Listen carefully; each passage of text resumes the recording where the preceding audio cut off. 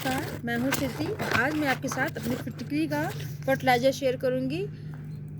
मैं अपने इस पौधों में या अपने गार्डनिंग में फिटकरी का इस्तेमाल काफ़ी समय से करती आ रही हूँ। तो मैंने आज आपके साथ इस फिटकरी का फर्टिलाइज़र जो है उसको शेयर करूँगी।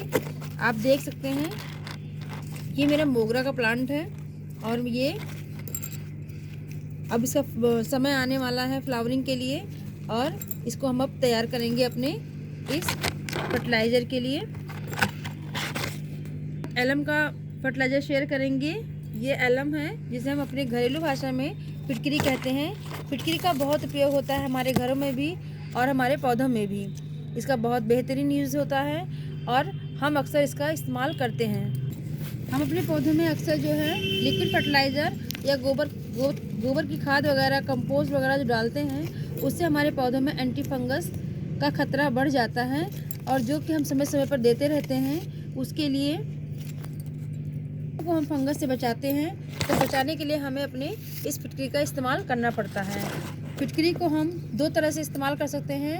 एक टुकड़े के रूप में भी हम अपने पौधों में डाल सकते हैं और इसका लिक्विड फर्टिलाइज़र भी बना सकते हैं। लिक्विड फर्टिलाइज़र भी हम बनाकर दिखाएंगे भी आपको और इस टुकड़े का भी इस्तेमाल कर दिखाएंगे। फिटकरी का इस्तेमाल करने से हमारे पौधों की पत्तियां जो होती हैं और इनकी जो जड़ें होती हैं, इनके रूट्स जो होते हैं वो हर तरह की बीमारी और फंगस से बच जाते हैं और इस फिटकरी का हमें समय समय पर इस्तेमाल करना चाहिए।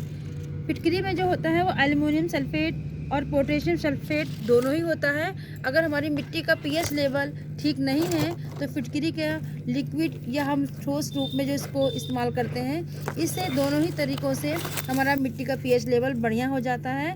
अगर वो बैलेंस नहीं है तो बैलेंस हो जाता है और हमारी मिट्टी का पीएच लेवल बैलेंस बना के रखता है ये फिटकरी। तो हमें इसका इस्तेमाल कैसे करना है चलिए देखते हैं। ये मेरा गमला है, ये 12 बाई 12 इंच का गमला है और इसमें हमें सिर्फ एक छोटा टुकड़ा इस्तेमाल ही करना है। छोटे टुकड़े के रूप में ही हम अपने इस गमले में उस फिटकरी का इस्तेमाल करेंगे।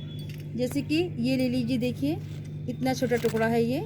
इस छोटे से टुकड़े का इस्तेमाल हम इस 12 इंच के गमले में करेंगे। ये देखिए, इसको हम ऐसे थोड़ा सा मिट्टी इसका निकाल देंगे और मिट्टी निकालने के बाद ऐसे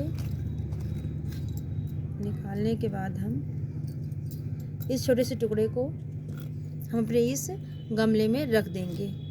इसको रखने के बाद में हम इसे मिट्टी से ढक देंगे और जब हम इसमें वाटरिंग करेंगे, धीरे धीरे पानी जब डालेंगे तो ये हमारा पौधा जो है रिसेगा, पानी में घुलेगा, इसकी मिट्टी घुलेगी तो वो हमारे पौधों की जड़ों तक पहुँचेगा और धीरे धीरे हमारे पौधों में इनको हर बीमारी से बचाएगा। किसी तरह का फंगस है, किसी तरह के कोई कीड़े मकोड़े हैं, चींटियां हैं, तो उन सब से इनकी रक्षा करेगा, इनको प्रोटेक्ट करेगा।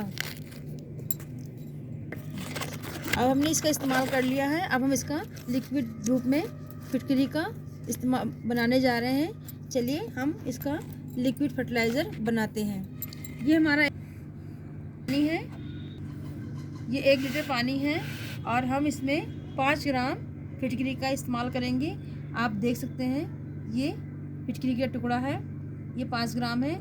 इसका हम चूर्ण बना लेंगे और चूर्ण बना के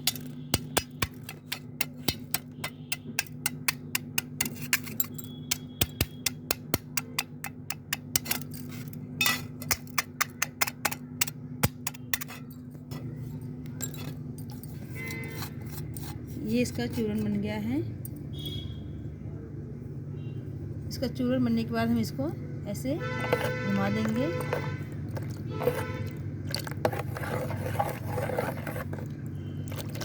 ऐसे इसको घोलने के बाद हम अच्छी तरह से अपने पौधों में डाल देंगे। गुलाब का पौधा है